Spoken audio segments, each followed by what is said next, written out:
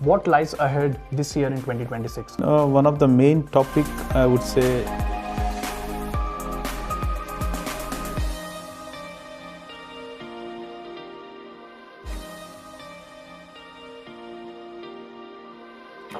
Hello everyone, welcome to yet another episode of Telecom News, where we provide a recap of the main talking points from the recently concluded standardization meetings.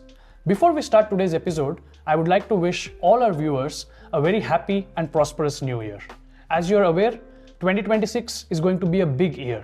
We are going to start work on 6G. In today's episode, we'll be discussing this and a bit more. We'll be providing a recap of the recently concluded SA2 meeting in Dallas, which was in November 2025, as well as the plenary meeting that took place in December. And to discuss this and more, we have the Chief Architect from Docomo Eurolabs, Malla. Hey Malla, how are you doing?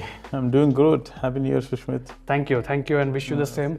I think exciting times ahead, like I was mentioning, a lot of work ahead. Indeed. So I'm thinking in today's episode, we first briefly touch upon some of the 5G advanced topics, give some updates from the last meetings, and then go to the main topic, that's 6G. So Malla, what do we have on the topic of AI/ML?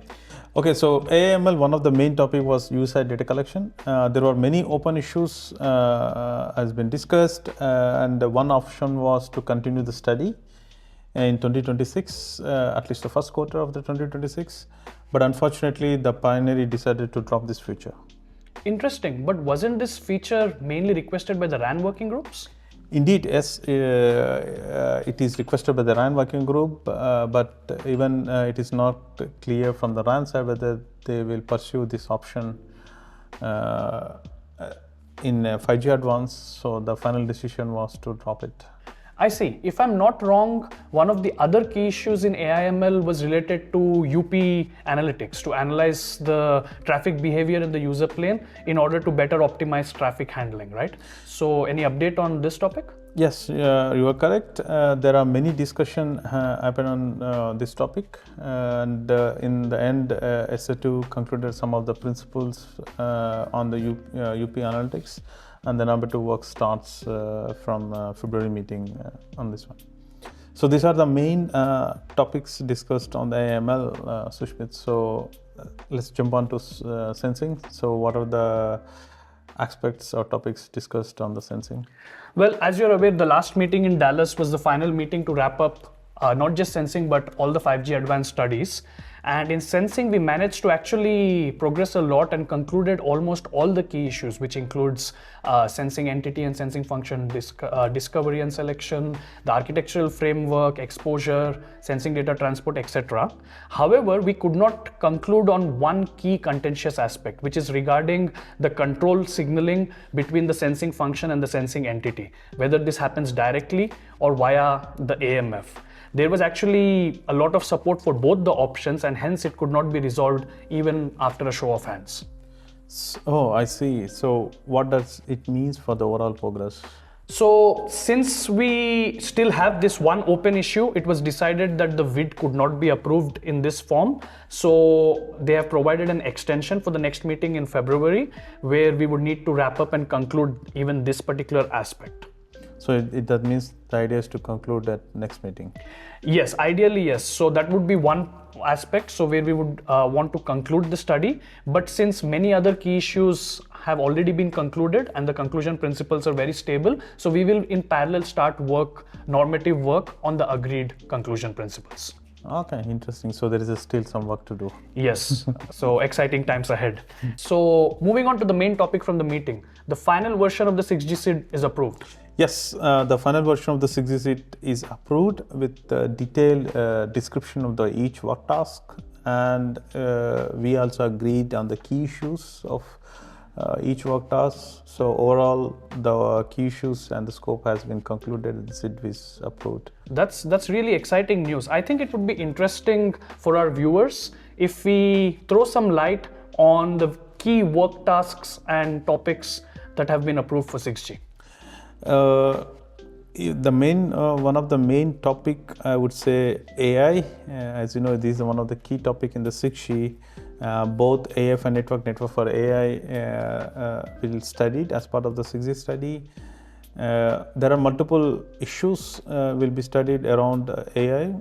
For instance, how are the sustainability, reliability, multi-vendor interoperability considered for the AI, or how can a 6G core network empowered with AI to train or to make decision leveraging the AI techniques, and how to support the requirements of the AI agent inside the smartphone, etc. So these are one of the main topic.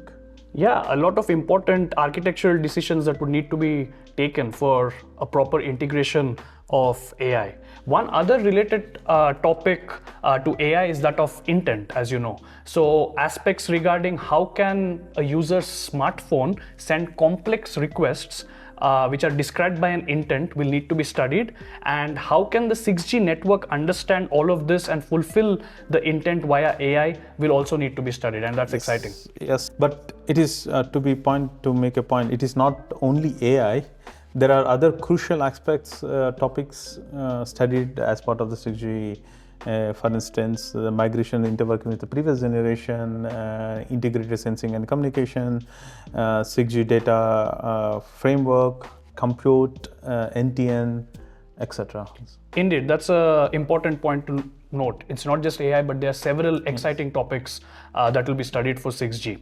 And the document on the various work task scopes provides more details on all the topics that would be studied for 6G. So for our interested viewers, you could refer to this publicly available document, which is attached as an addendum to the approved SID, and you can find it online.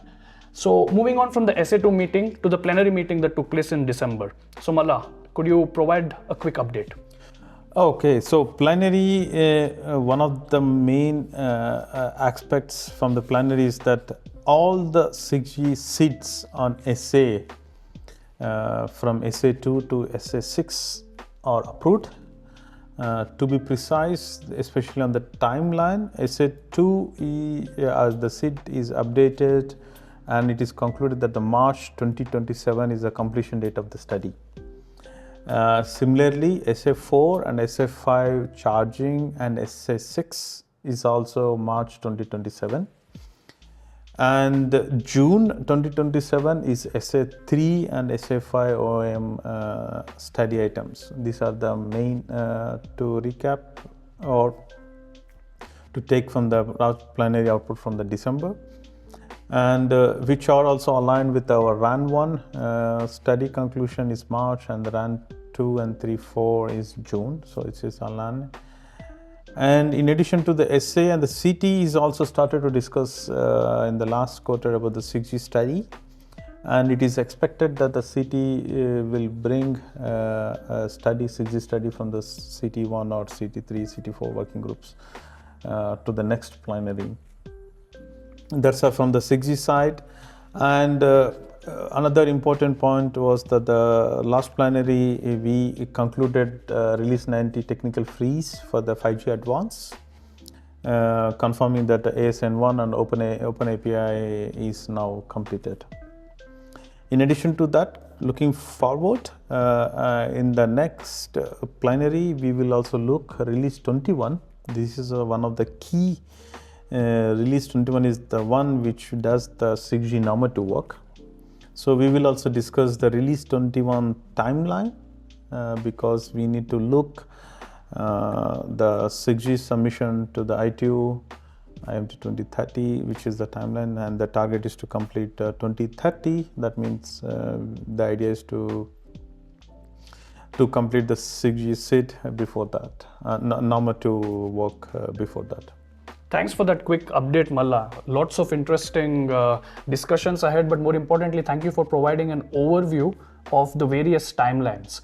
Before we end this episode, however, I think our viewers would like to know what lies ahead this year in 2026, at least from an SA2 perspective. As you pointed it out earlier, this year is going to be very critical for the 6G. So from SA2 side, recently we had a work planning call among SA2 companies, and one of the main aspects is that as we concluded the key issues, now we're going to start the solution space, And the plan is to at least to complete the solutions by new solutions approvals by August this year. And we will also planning some kind of joint agreements together with the RAN and SA on the architecture side on this year June.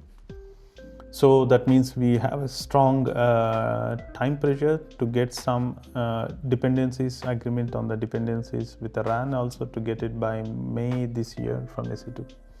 These are the main points. In the end, also that, as you know, with the study completion is March, that means we need to start conclusions later this year, end of this year. So that means what will be the outcome of the CG will be more or less decided by end of this year.